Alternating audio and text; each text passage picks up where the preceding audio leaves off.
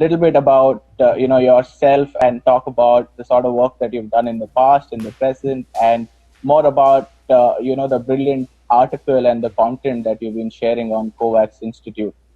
Yeah, no problem at all. I've been fortunate. I grew up as a player, played the junior Grand Slams, played a lot of the ITF junior circuit, went to college in the US, won an NCAA title there, then played professionally for a short period of time, had a lot of shoulder problems. And that's what got me into this whole field of sports science, strength and conditioning, tennis training, how do we improve biomechanics, and started as a strength coach, worked in other sports, NFL sports, NBA, Major League Baseball, things like that.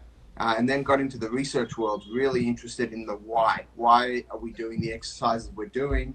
Why do injuries happen? Things like that. So started studying that, did my PhD in that area, and then had an opportunity to work with the US Tennis Association to head up their sports science, strength and conditioning, and then over time also directed their coaching education programs.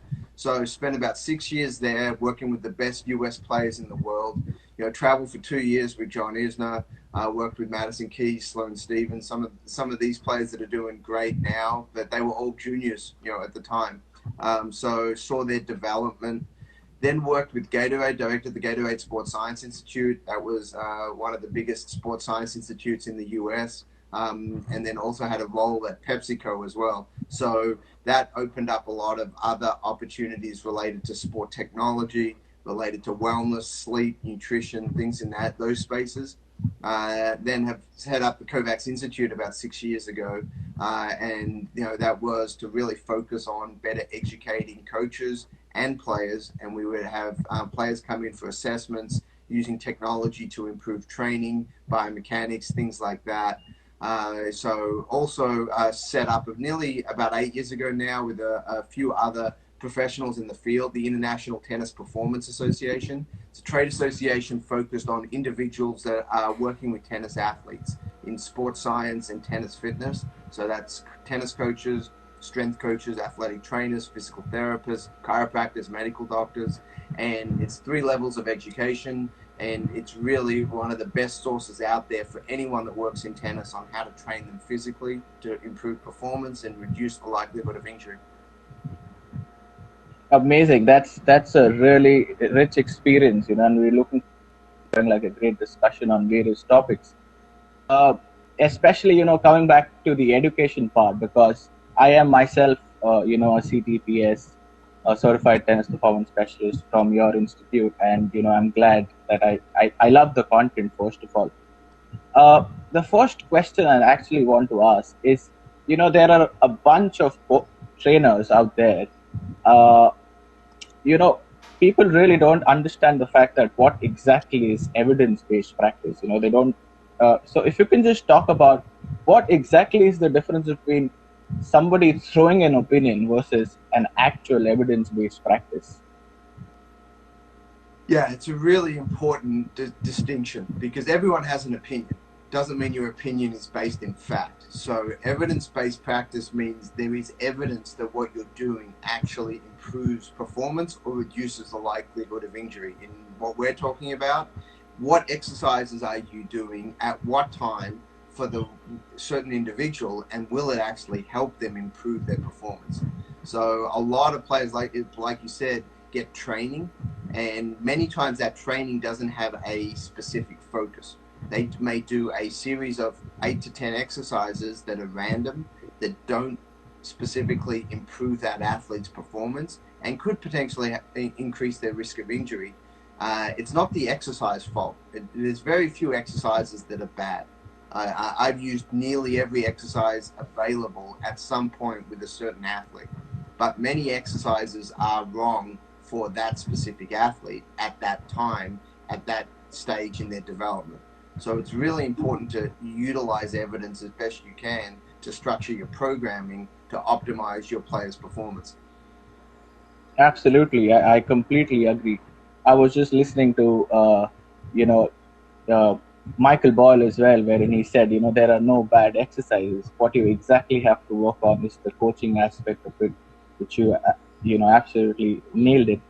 The And second thing that, it's important that question is it's a risk reward discussion is what it is. right, It's what is the risk of that movement for that athlete? Let's say if you've got shoulder impingement issues, you're probably not going to be pressing overhead. Doesn't mean overhead pressing is a bad movement. It means for that individual that has bad shoulder function, you're going to put them in a position that could create more problems than it helps. So that's one example, but that you can do that for just about every movement. There's certain times where those movements are great and other times where they should be completely avoided. Absolutely. I think, you know, I've seen a lot of times when we enter the gym, you know, an athlete who absolutely lacks shoulder flexion but still is doing some sort of a military press or overhead pressing. The idea behind is to actually see and modify it according to the needs of an athlete. What exactly an athlete is looking out for, and how would a particular exercise would benefit that particular tennis player. Uh, Now, you know, coming back to how we go about, you know, designing the program, because a lot of coaches, a lot of trainers, a lot of parents, they have different opinions about, you know, different about different things. So of course, you know, like when we talk about sport science or strength and conditioning, we always come across a term called needs analysis, that which is the most important thing. And if we actually go about, and if we if you Google your name and needs analysis about tennis, the first paper that, you know, comes online is the physiological aspect of, you know, of tennis. So if you can just go, you know, take us through just give us a gist about what exactly tennis as a sport requires, you know, in terms of strength, in terms of how do you train the aerobic capacity, how do you train, you know, the anaerobic function. So if you can just give a gist about that, so that it'll be easier for all of coaches, trainers, and other sports scientists to know how we go about designing it. Yeah, no, it's the real big difference between training general athletes versus training specifically for a sport. And training general athletes, you may do very similar movements, very similar exercises, whether they're football players, whether they're rugby players, whether they're cricketers, whether they're tennis players. That'll get you a base level of training. You know, it's not saying that's bad, it's just limited. It's limited in how good that athlete can be because it's general training. Tennis specific training requires, like you said, a needs analysis of what does that sport need, which is step one. You got to understand the sport. It's mainly anaerobic, meaning that most points are very short. We know majority of points are less than 4 shots. 60 to 70% of all points are less than 4 shots at every level of tennis, from professional to collegiate to junior. There's not much variability there.